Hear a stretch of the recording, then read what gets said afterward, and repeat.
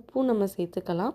ஏன்னா நம்ம பருப்பும் கோஸும் வேக வைக்கிறப்போ உப்பு சேர்க்கலை, இப்போ தான் சேர்க்குறோம். சேர்த்துட்டு எல்லாத்தையும் மிக்ஸ் பண்ணி விடுறோம்.